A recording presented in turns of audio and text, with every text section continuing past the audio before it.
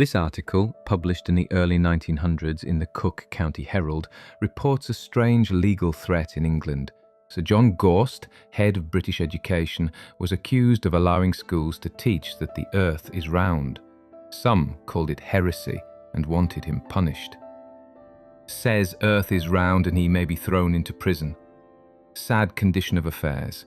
In England, Sir John Gorst accused of intention to teach false precepts. City of Portsmouth excited. It is painful to read that Sir John Gorst, the head of the British Educational Department, is in serious trouble and has been threatened by Mr. Ebenezer Breach and other taxpayers of the City of Portsmouth in the Kingdom of England with prosecution under the Impostors Act. It seems that the schools of Portsmouth have been teaching the damnable and heretical doctrine that the earth is a sphere. Sir John's attention has been called to this dissemination of seditious and treasonable doctrine, but he has refused to correct the abuse.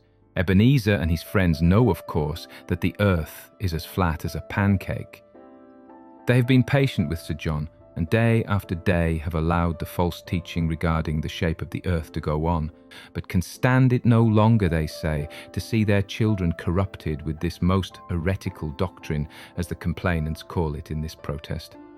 Sir John Gorst has many political enemies, and even his political friends do not always agree with him, but the depth of his depravity was not known until he was unmasked by Mr. Ebenezer Breach and his friends. Sir John may cavort about Parliament and deceive some people, but when he runs up against a body of respectable British taxpayers, the bulwarks of the throne and the guardians of the Constitution, it is another matter. Such newfangled ideas as that of the earth being a sphere he may impose upon the frivolous persons who riot in the ungodly city of London, but not upon the taxpayers of Southampton.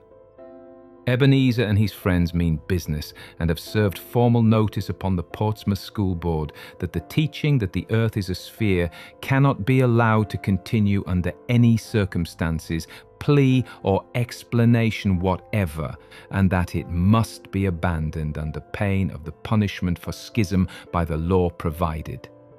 After having stamped out the dastardly doctrine in the schools of Southampton, the committee announced that they will next go up to London and bring the London School Board before the courts, being well advised and informed that the same doctrine regarding the shape of the earth is also taught in the London schools. Sir John, meantime, is to be brought to court and prosecuted under the Impostors Act aforesaid. Now, the Impostors Act is a part of the British Constitution. Probably no one knows what is and what is not a part of that nebulous thing, and provides certain pains and penalties, such as forfeiture of estate and burning at the stake, if recalcitrant. Ebenezer and his friends are worthy and reputable citizens and mean business. If necessary, they will light the fires of Smithfield again for the wicked Sir John. At last accounts, Sir John was still at large, and so was Ebenezer.